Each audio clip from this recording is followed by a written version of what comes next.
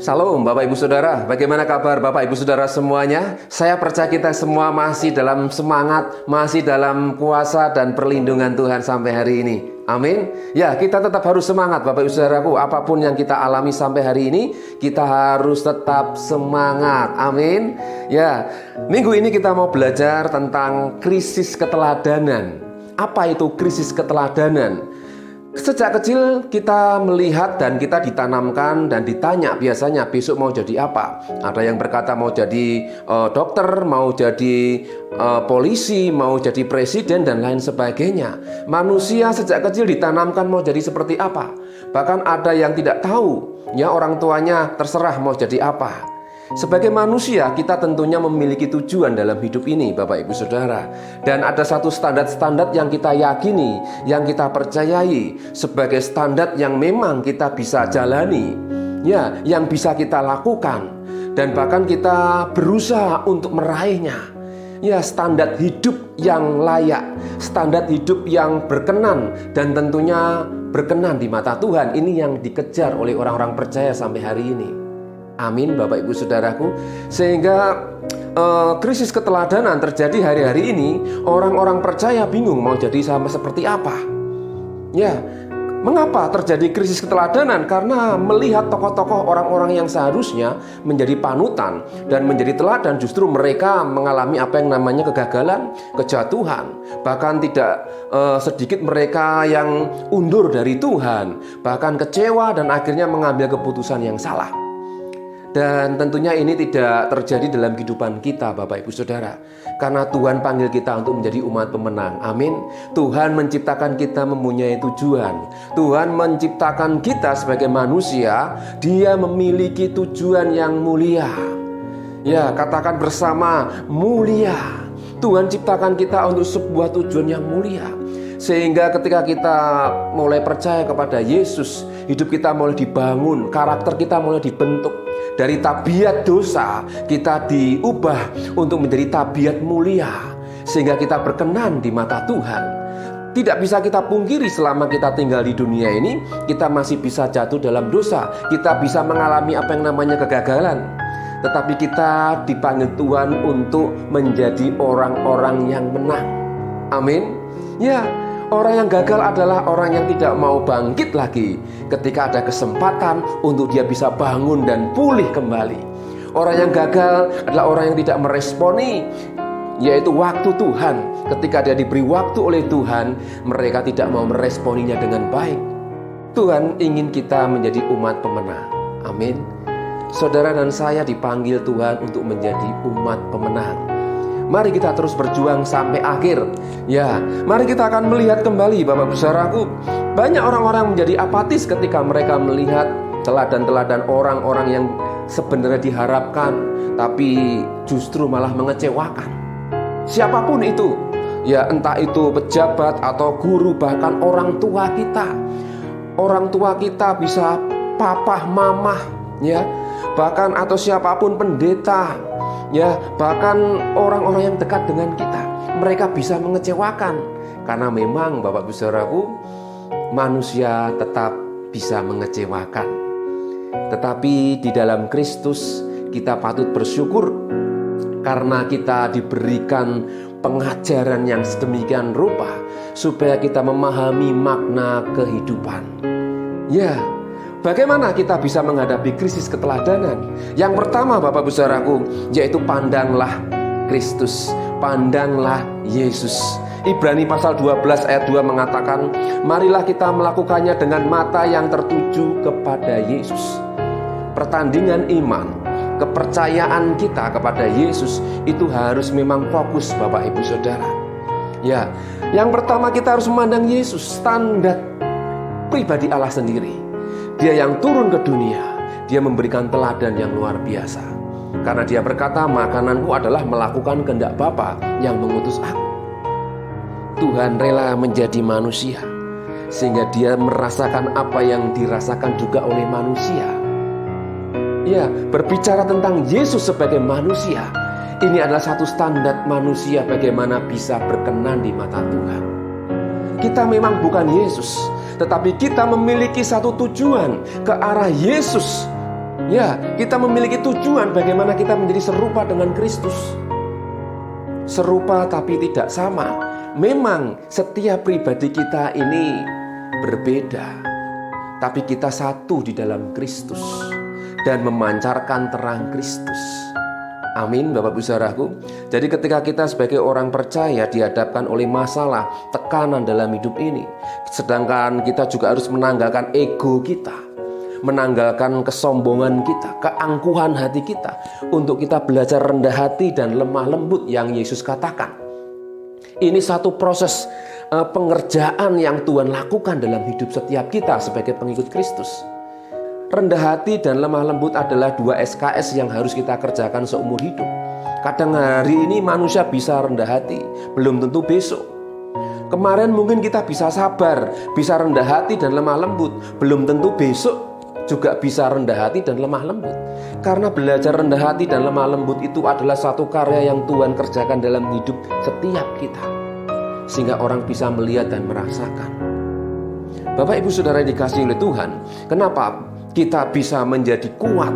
Dan kita mungkin tidak usah terlalu banyak berkata-kata, tapi dengan ikut memandang Yesus dan mengikuti Dia sebagai teladan hidup, ini sudah cukup Bapak Ibu Saudara. Ya, dikatakan yang memimpin kita dalam iman. Jadi ketika kita memandang Yesus, Dia mati sampai di atas kayu salib. Tidak berhenti di situ Bapak Ibu Saudara. Dan Dia bangkit. Dan Dia naik ke surga. Dan Dia menyediakan tempat tinggal. Ini adalah satu pengharapan. Tidak ada pengajaran yang lain yang mengajarkan hal ini selain Yesus mengajarkan hal ini.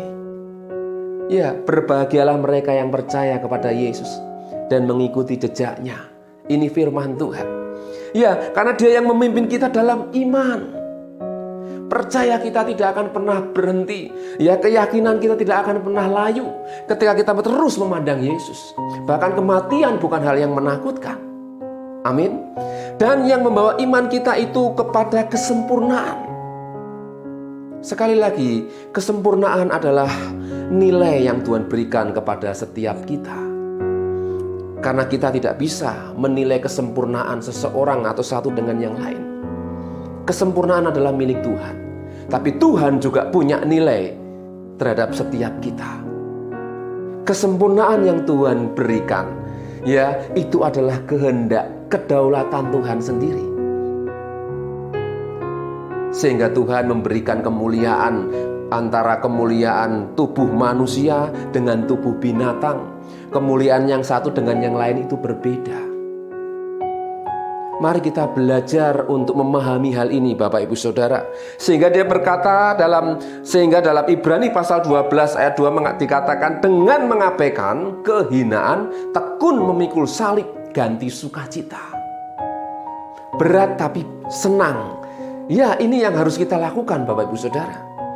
Hidup memang kalau dirasakan secara daging, secara keinginan hati, itu kita akan mengalami berat.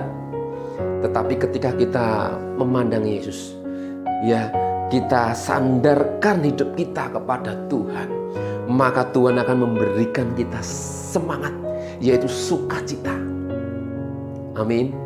Sehingga banyak orang-orang yang mengalami banyak tekanan, masalah, mereka mulai berpikirnya, wis lah, pokoknya aku jalani ini, hatiku tetap terpelihara, aku tetap ada sukacita karena Tuhan besertaku. Amin Bapak Ibu Saudara. Ya, tekun memikul salib, ganti sukacita.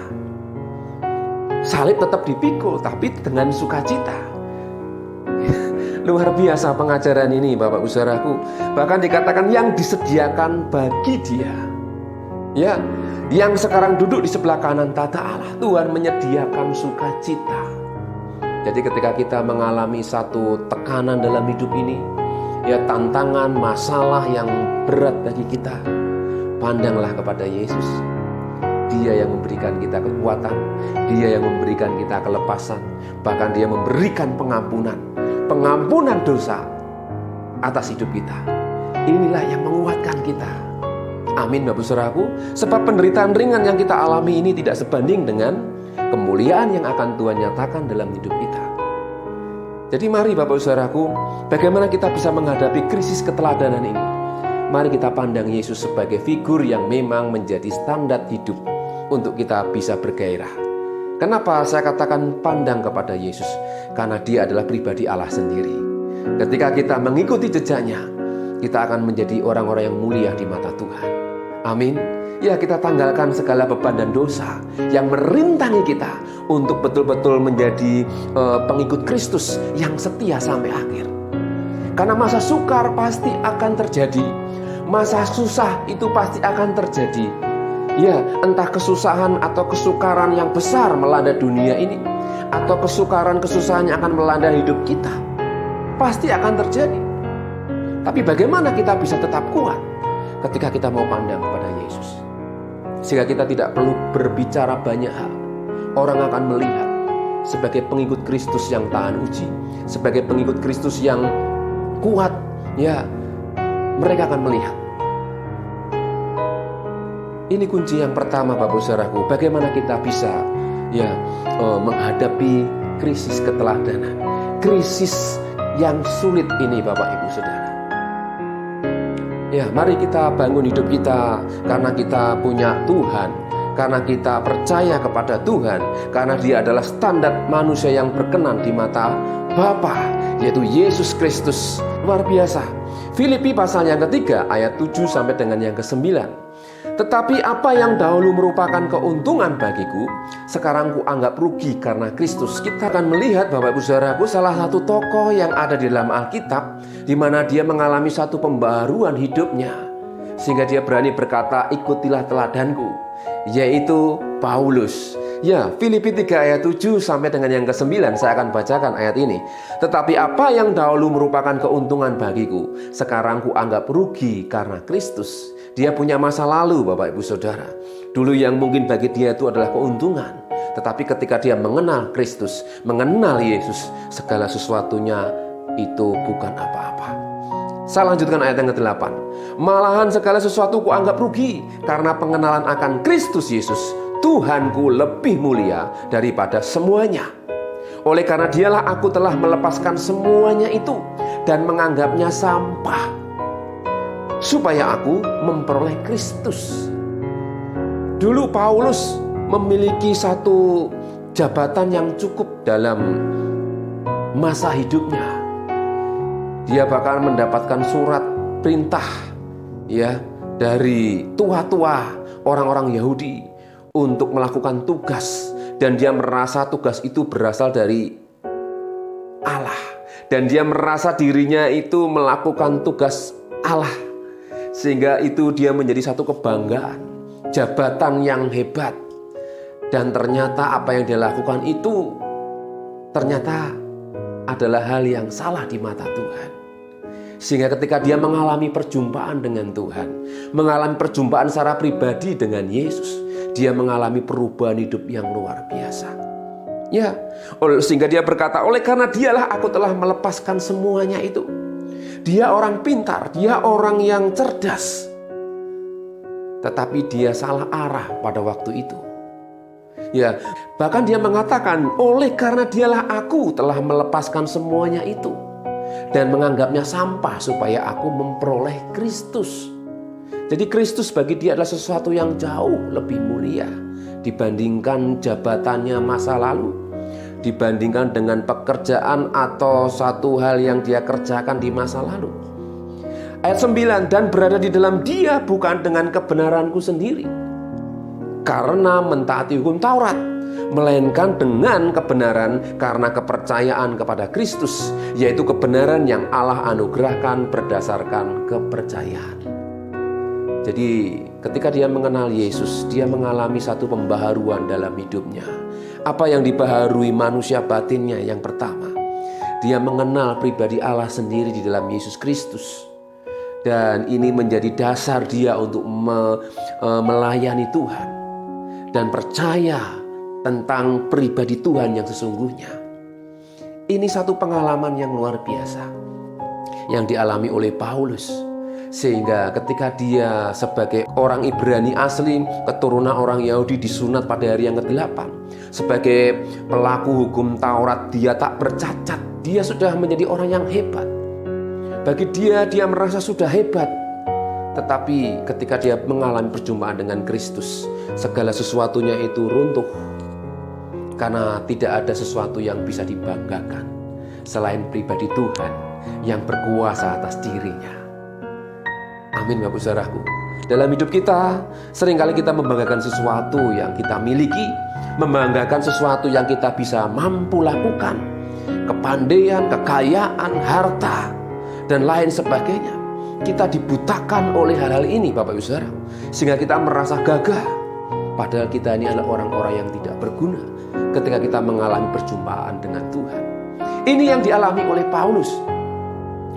Bapak Ibu Saudaraku, poin yang kedua, bagaimana kita bisa menghadapi krisis keteladanan? Belajar dari Paulus ini Bapak Ibu Saudaraku, kita mau melihat Paulus menjadikan Kristus teladan hidupnya. Ya, yang kedua, ikut semangat Paulus. Kenapa saya katakan ikuti semangat Paulus? Karena kita mungkin memang bukan Paulus, tetapi setidaknya kita memiliki spirit semangat seperti Paulus. Karena Paulus berkata 3 kali Bapak Ibu Saudara di dalam surat Korintus dan Filipi. Dia berkata 1 Korintus 11 ayat 1, jadilah pengikutku sama seperti aku juga menjadi pengikut Kristus. Kalimat ini diungkapkan 3 kali dalam suratnya, sekali lagi oleh Paulus dengan percaya diri, dengan pede. 1 Korintus 4 ayat 16, sebab itu aku menasihatkan kamu, turutilah teladanku. Ini satu ungkapan dari hatinya. Begitu dia menggebu-gebu, begitu dia sangat antusias, semangat sebagai pengikut Kristus. Bahkan dia tidak hanya berani rela memberikan apa yang dia miliki, bahkan hidupnya dia serahkan kepada Tuhan. Filipi 3 ayat 17, saudara-saudara, ikutilah teladanku dan perhatikanlah mereka yang hidup sama seperti kami yang menjadi teladanmu. Ini satu ajakan yang tidak sekedar ajakan. Dia berani berkata, jadilah pengikutku. Suatu kalimat ajakan dengan penuh keyakinan. Begitu beraninya dia sampaikan dengan rasa tanggung jawab atas hidupnya sendiri. Ya, sebagai tokoh dalam Alkitab, dia ungkapkan hal ini sebagai dorongan, ajakan, bukan sekedar himbauan, namun benar-benar sesuatu yang bisa dipertanggungjawabkan. Bahwa mengikut Yesus adalah sesuatu yang paling berharga dan jauh lebih mulia dibandingkan dengan hal-hal yang lain. Jadi Bapak Saudaraku, semangat Paulus ini yang menjadi dasar kita untuk bisa memiliki satu semangat mengikuti teladan Kristus. Ya, bahkan tidak ada seorang nabi yang juga berani berkata seperti Paulus, ikutilah teladanku. Seolah-olah Paulus menantang kita sebagai orang-orang percaya. Sejauh mana kita ini menjadi pengikut Kristus. Ya, Bapak Ibu Saudaraku, memang kita bukan Paulus dan kita tidak sebanding dengan Paulus. Dia adalah hamba Tuhan yang dipilih dan ditetapkan Tuhan untuk menjadi juru bicara Tuhan dan memberikan semangat bagi kita sebagai pengikut-pengikut Kristus juga. Ya, dan kita juga pasti tidak mau dibanding-bandingkan, ya, sehingga ada lagu nggak mau dibanding-bandingkan, ya, Bapak Ibu Saudaraku. Ya, oleh sebab itu kita memiliki karakter yang khas setiap kita orang-orang percaya, dan Tuhan pun memakai kita dengan cara Tuhan yang berbeda-beda. Tetapi satu hal yang harus kita ketahui, bahwa arah hidup kita, teladan hidup kita hanya kepada Yesus. Ya. Karena kita tahu ketika kita meneladani siapapun di dunia ini, kita masih bisa kecewa. Tapi ketika kita melihat Yesus, memandang Yesus, maka kita akan mengalami apa yang namanya pembaharuan hidup. Karakter yang diubahkan. Ya, karena Tuhan tidak hanya sekedar memulihkan, tapi Dia juga mengangkat kita. Karena waktu Tuhan bukan waktu kita. Tetapi kita tahu bahwa waktu kita adalah ketika kita sungguh-sungguh mau memberikan hidup kita kepada Tuhan. Mari kita belajar, tetap semangat, miliki semangat seperti Paulus, Bapak Saudaraku. Sehingga Filipi pasal yang ketiga 16 dikatakan, tetapi baiklah tingkat pengertian yang telah kita capai, kita lanjutkan menurut jalan yang telah kita tempuh. Ya, saudara-saudara, ikutilah teladanku dan perhatikanlah mereka yang hidup sama seperti kami yang menjadi teladanmu. Karena seperti yang telah kerap kukatakan kepadamu, dan yang kunyatakan pula sekarang sambil menangis. Ayat 18.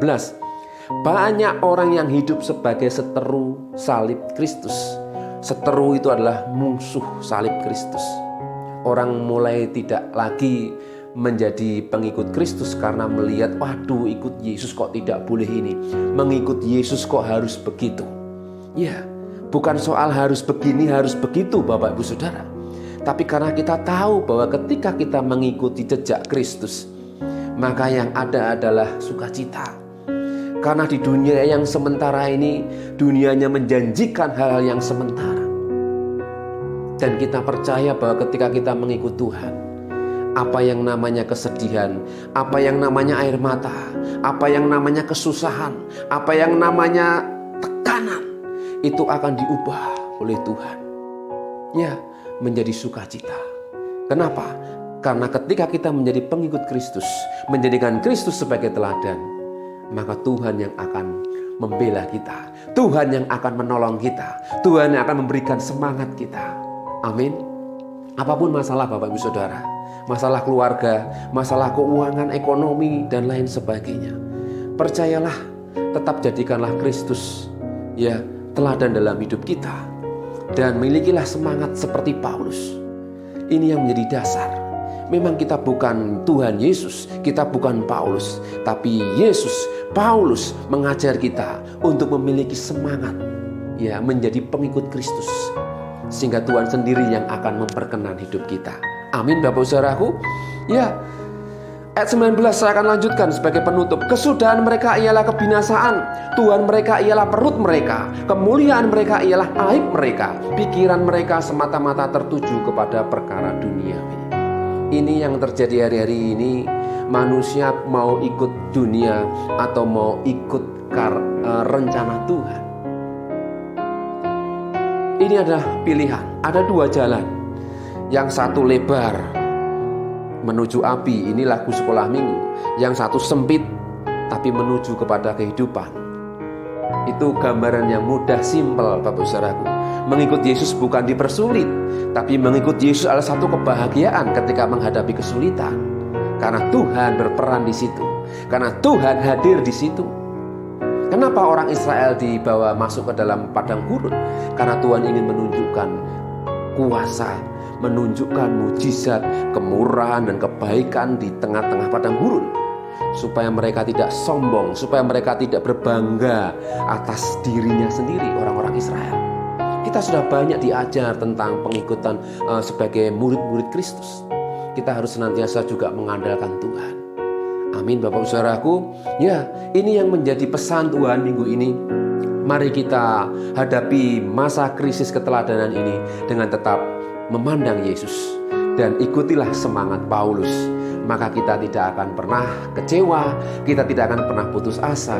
Karena Tuhan ada di pihak kita. Justru kesulitan mendatangkan berkat ketika kita melibatkan Tuhan dalam hidup kita. Dan memiliki semangat seperti Paulus menghadapi kenyataan yang sulit, karena bersama dengan Tuhan kita akan melakukan perkara-perkara yang besar. Amin Bapak Saudaraku, tetap semangat, Tuhan Yesus memberkati. Mari kita akan berdoa. Bapa di surga, terima kasih hari ini kami sudah mendengar firman-Mu. Kuduskan kami dengan firman-Mu. Terima kasih Engkau mengajar kami untuk tetap memandang kepadamu, memandang Yesus Kristus sebagai Tuhan dan Juru Selamat, dan tidak hanya itu, menjadikan Engkau Tuhan sebagai panutan dalam hidup kami. Berikan kami juga semangat seperti Paulus, sebagai pengikut Kristus, sebagai hamba Allah yang sejati. Dia memberikan hidupnya kepadamu. Dan jadikanlah kami orang-orang yang berkenan di mata Tuhan. Terima kasih buat pengampunan-Mu. Terima kasih buat pemeliharaan Tuhan sampai hari ini, perlindungan Tuhan sampai hari ini. Kami ada oleh karena kemurahan Tuhan. Bila hari-hari yang kami lewati, kami penuhi dengan ucapan syukur, bahkan sukacita yang dari Tuhan. Dan kami menjadi umat yang pemenang. Dan kami tahu Engkau panggil kami untuk menjadi umat pemenang. Terima kasih Bapa, terima kasih. Berkati kami semua, yang sakit disembuhkan, yang susah dihiburkan, yang lemah dikuatkan. Jadikan kami tetap berkat dimanapun kami berada. Ampuni segala hal yang masih kurang berkenan dalam hidup kami. Kuduskan kami, layakkan kami Tuhan. Bila kami kembali kepadamu dan terus Tuhan mengalami satu pembaharuan manusia batin kami. Ya Tuhan, terima kasih Bapak, berkati pekerjaan kami, pelayanan kami, keluarga kami, kota dimanapun kami berada. Bangsa dan negara kami serahkan dalam kuasa-Mu. Berkati para pemimpin kami, pejabat, petinggi, presiden, wakil, para menteri, dan seluruh aparat.